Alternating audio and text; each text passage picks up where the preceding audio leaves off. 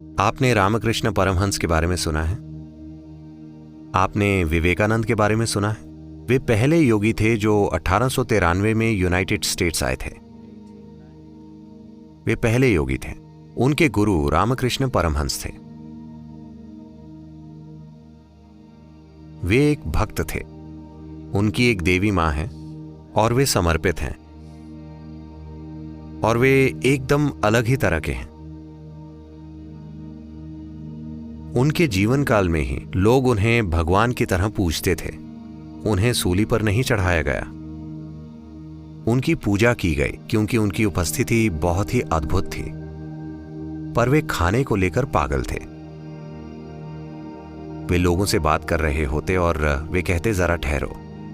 वे अंदर जाते और अपनी पत्नी से पूछते, आज खाने में क्या है? उनकी पत्नी शारदा को इससे बहुत शर्मिंदगी होती। वे कहती, आपकी दिक्कत क्या है? यहां तक कि मैं भी खाने को लेकर परेशान नहीं हूं, फिर आपको क्या समस्या है? हम आपको भगवान मानते हैं, खाने को लेकर यह कैसा पागलपन है?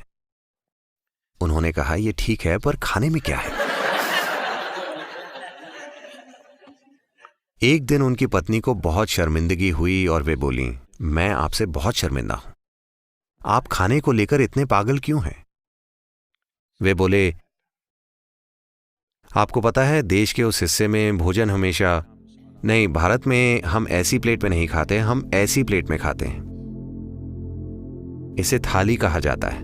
खाने से परोसी हुई प्लेट को थाली कहा जाता है। वे बोले, जिस दिन तुम मेरे लिए थाली लाओ, तुम मेरे लिए भोजन लाओ, और अगर मैं खाने में कोई रुचि ना दिखाऊं तो समझ जाना कि बस 3 दिन बचे हैं। उन्होंने ये कहा और उसके बाद 7 साल बीत गए। 7 साल बाद एक दिन उनकी हमेशा से ही एक झूले पर बैठकर खाने की आदत रही थी, इसलिए वे उस झूले पर ही बैठकर खाते थे। वे थाली लाएं और उन्होंने मुंह फेर लिया। वे रोने लगी। अचानक उन्हें एहसास हुआ केवल 3 दिन बचे हैं। उन्होंने कहा, रोने का कोई मतलब नहीं है, समय आ गया है। 3 दिन बाद वे चले गए। तो वे सचेतन रूप से भोजन की इच्छा पैदा कर रहे थे शरीर में बने रहने के लिए। अगर वे भोजन की इच्छा नहीं करते तो वे चले जाते। तो वे हर रोज खुद को बताते, खाना खाना खाना खाना। ये उनका स्वभाव नहीं है, पर वे शरीर को चलाते रहने के लिए हर समय ये इच्छा पैदा कर रहे थे।